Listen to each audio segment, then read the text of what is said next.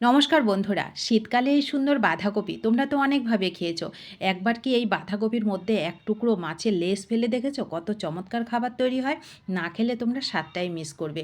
গরম গরম ভাতে এই এক টুকরো মাছের লেজ আর অল্প একটুখানি বাঁধাকপি দিয়ে এই লোভনীয় খাবারটা আজই তৈরি করে খাও, দেখবে অনেক মজা করে খেতে পারবে। ঘরে কিসের মাছ হলো আর মাংস হলো সেদিকে তোমাদের তাকাতেই হবে না। মাত্র 2 মিনিটে কবজি ডুবিয়ে এই খাবারটা তোমরা শেষ করে নিতে পারবে। এত লোভনীয় আর এত মজার এই খাবারটা খেতে লাগে। আর তাছাড়া মাছের লেজ ঘরে থাকলে কিন্তু ঠেলাঠেলি করতে হয়, এই বলে আমি খাবো না, তো ও বলে আমি খাবো না। তো এইভাবে যদি তোমরা তৈরি করে নাও, ছোট থেকে বড় সবাই কবজি ডুবিয়ে খাবারটা শেষ করতে পারবে। এত লোভনীয় আর এত সুস্বাদু এই মাছের লেজ আর বাঁধাকপির এই খাবারটা খেতে লাগে। তো তার জন্য দেখো আমি একটা বাঁধাকপির 4 ভাগের 1 ভাগ নিয়েছি, ওটাকে কুচি করে কেটে একবারে ধুয়ে রেডি করে হালকা একটু লবণ আর হলুদ দিয়ে এটাকে আমি সেদ্ধ করে নেব। আমি মাছের লেজটা যেহেতু ভাজা নিয়েছি, তার জন্য আর এটা সেদ্ধ করার দরকার নেই। তোমরা যদি কাঁচা নাও সেক্ষেত্রে এই বাঁধাকপির সঙ্গে মাছের লেজটাকে একটু সেদ্ধ করে নেবে। তো আমি যেহেতু ভাজা নিয়েছি তার জন্য আমার সেদ্ধ করার দরকার পড়েনি। আমি তার জন্য দেখো মাছের লেজটার মাঝখানটা যে বড় কাঁটাটা, মানে যতটুকু কাঁটা সরানো যায় সে কাঁটা সরিয়ে মিক্সি জারের মধ্যে মাছটাকে দিয়ে দিলাম।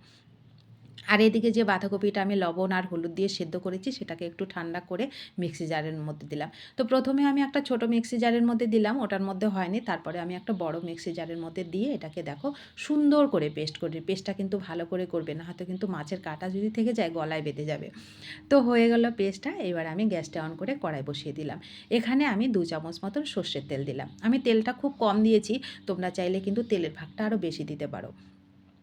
তেল দিয়ে তেলটা গরম করে এর মধ্যে কালো জিরা ফোড়নে দিলাম আর মিডিয়াম সাইজে 2টো পেঁয়াজ এর মধ্যে কুচি করে কেটে দিলাম। পেঁয়াজটাকে তেলের মধ্যে হালকা করে একটু ভেজে নেবো, পেঁয়াজের কাঁচা গন্ধ যাওয়া পর্যন্ত। এখানে আমি রসুন ব্যবহার করিনি, তোমরা চাইলে কিন্তু রসুন ব্যবহার করতে পারো। তো পেঁয়াজটাকে দিলাম, তার পেঁয়াজটাকে প্রথমে হালকা একটু ভেজে নিলাম। একটু হালকা ব্রাউন কালার করে পেঁয়াজটাকে ভাজবে, তাহলে পেঁয়াজের খুব সুন্দর একটা ফ্লেভার হবে। তারপরে দিলাম আমি একটা টমেটো আর বেশ খানিক মানে কয়েকটা কাঁচা লঙ্কা। ঝালটা একটু বেশি দিয়েছি, তোমরা যেমন খাবে সেরকমই দেবে। তারপরে দিলাম পরিমাণ মতো লবণ আর হলুদ। এখানে কিন্তু আমি কোনো রকম মশলা ব্যবহার করব না, তোমরা চাইলে মশলা ব্যবহার করতে পারো। মশলা ব্যবহার করলে মশলার খাবারের স্বাদ হয় একরকম, আর এই যে এই খাবারের একটা নিজস্ব স্বাদ সেটা কিন্তু তখন মশলার সাথে হারিয়ে যায়। যার জন্য আমি মশলা ছাড়াই এই খাবারটা এইভাবে তৈরি করি। তো দেখো আমি লবণ আর হলুদ দিয়ে পেঁয়াজ আর টমেটোটাকে, কাঁচা লঙ্কাটাকে একটু ভালো করে কিন্তু আগে ভেজে নিয়েছি। একটু ভেজে নিয়ে তারপরে আমি দিয়ে দিলাম যে পেস্টটা তৈরি করেছিলাম মাছ আর বাঁধাকপির, সেই পেস্টটা এর মধ্যে দিয়ে দিলাম। গ্যাসের ফ্লেমটাকে একদম মিডিয়াম টু লোতে করে রেখে কিছুক্ষণ এটাকে নাড়ানাড়ি করলাম। তারপর আমি এখানে দিয়ে দিলাম বেশ খানিকটা ধনেপাতা। ধনেপাতাটা আমি একটু বেশি দিয়েছি, যেহেতু এখানে কোনো রকম মশলার ব্যবহার করছি না। তো ধনেপাতাটাকে দিয়েও আরও কিছুক্ষণ আমি রান্নাটাকে করে নিয়েছি। রান্নাটা যখন প্রায় শেষের দিকে, তখন আমি এর মধ্যে দিলাম এক টুকরো আদা। আদাটা শেষের দিকে দিলে আদার ফ্লেভারটা কিন্তু অন্যরকম হবে। তো দেখো আদাটাকে দিয়ে আমি আরও কিছুক্ষণ গ্যাসের ফ্লেমটাকে একদম লো করে রেখে আমি রান্নাটাকে করে নিচ্ছি। রান্নাটা শেষের দিকে আদা দিলে খুব সুন্দর একটা ফ্লেভার তোমরা পাবে। তো দেখো আমার রান্না কিন্তু একদম কমপ্লিট। এবার শেষের দিকে স্বাদের ব্যালেন্সের জন্য আমি একটুখানি চিনি দিলাম। স্বাদের ব্যালেন্সটা খুব সুন্দর হবে, তোমরা খেলে দেবে, নয়তো স্কিপ করতে পারো চিনিটা। আর হচ্ছে খুব সামান্য 1 চিমটে ভাজা মশলার গুঁড়ো দিলাম। যে মশলার গুঁড়োটা দিলে খুব সুন্দর একটা ফ্লেভার কিন্তু পাবে, যেটা দিলেও চলে না দিলেও চলে। তো দেখো আমি ভাজা মশলার গুঁড়ো আর চিনিটাকে দিয়ে আরও কিছুক্ষণ গ্যাসের ফ্লেমটাকে একদম লো করে রেখে রান্নাটাকে করে নিয়েছি। দেখো নিচের থেকে কত সুন্দর আমার কিন্তু একদম লোভনীয় স্বাদের ভর্তাটা রেডি হয়ে গেল।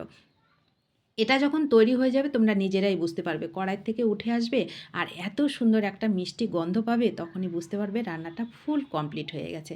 তো দারুণ স্বাদের লোভনীয় ভর্তা কিন্তু আমার রেডি হয়ে গেল। কেমন লাগলো তোমাদের কাছে এই সুন্দর গরম গরম ভর্তার রেসিপিটা? আশা করি ভালো লেগেছে।